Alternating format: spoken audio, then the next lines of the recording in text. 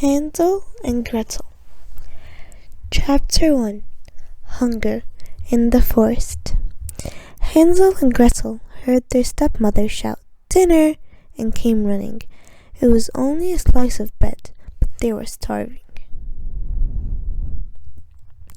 Their stepmother looked even more grumpy than usual. "What do you expect?" she snapped. "With so little money, all we can afford is bread." "Here we go again."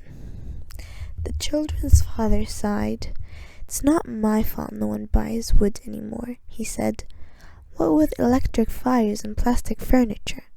Oh, why did I marry a poor woodcutter?" Hansel and Gretel finished the last crumbs on their plates and went to the room.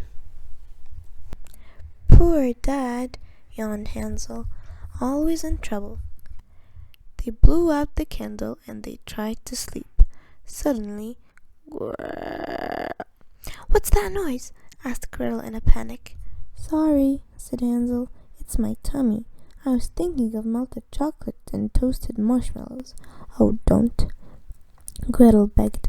"I'm so hungry I can't sleep." As they listened to their tummies rumble, they heard more nagging downstairs.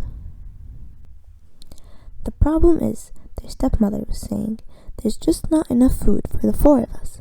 The children will have to go." "What?" cried the poor woodcutter. "How has it come to this?" "Do you have a better idea?" she sneered. The woodcutter fell silent. "Tomorrow we'll take Hansel and Gretel deep into the forest," his wife continued, "and leave them there." "But," began the woodcutter, sounding very sad. "But what? You never know. Someone may find them and take them home." Chapter 2. Pebble Path. That night, Gretel had nightmares about monsters in the wood. "I'm scared," she said from under the covers. "What are we going to do?" "Don't worry," said Hansel, who was lying wide awake. "I have an idea." Quietly, he tiptoed outside. White pebbles gleamed in the moonlight. He collected as many as he could and stuffed them in his pocket. "Wake up, my little sugar plums," called the stepmother soon after dawn. "We're going on a lovely walk today." Hansel squeezed Gretel's hand as they left the house, pretending they knew nothing.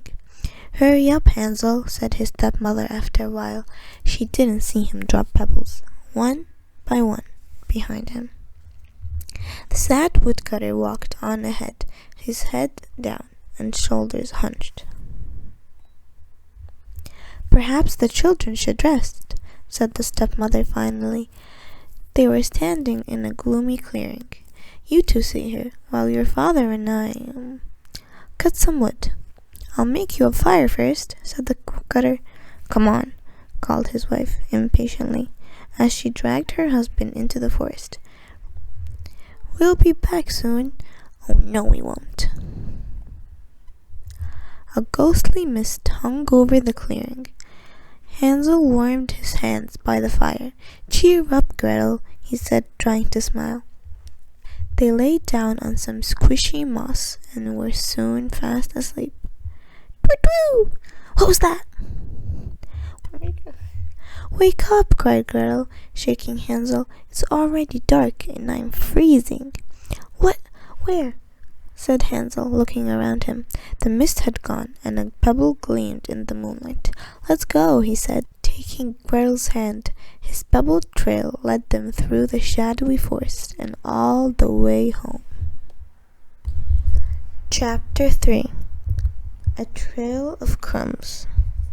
"Hansel! Gretel!" called the woodcutter in surprise. The stepmother heard their names and froze. "Dart," she snarled, "they're back." "Stupid children, why did you wander off?" "But we didn't." "We're starving," moaned Hansel. "Well, I didn't save you any lunch or dinner," said his stepmother. "What about breakfast?" Gretel asked. "Here, you can have my bread," said the woodcutter. His wife scowled at him. That evening, Hansel and Gretel were relieved to be in their own room, but they didn't trust their stepmother at all. "What's she saying, Hansel?" His ear to the door, Hansel heard the stepmother's voice grow louder. "We'll take them deeper into the forest this time," she declared. "They'll never find their way out." "You heartless woman," muttered the woodcutter. "What?" she barked. "Do you want us all to starve?" "Of course not." "Then shut up."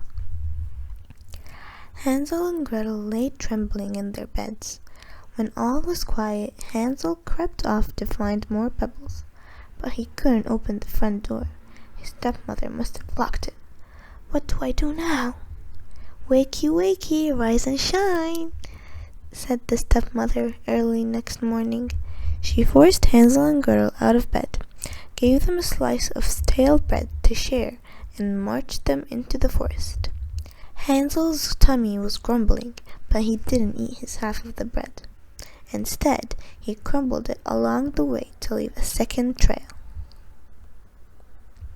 Soon, the trees were so thick they blocked out the sky.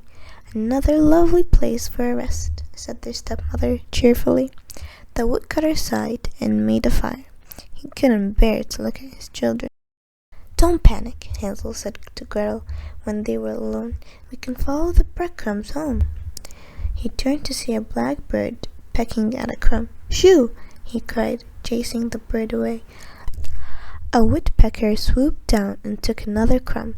"No!" shouted Hansel. Birds twittered from every tree. Hansel and Gretel looked for more crumbs, but not a single one was left. "What do we do now?" asked Gretel, shivering. "I'll think of something."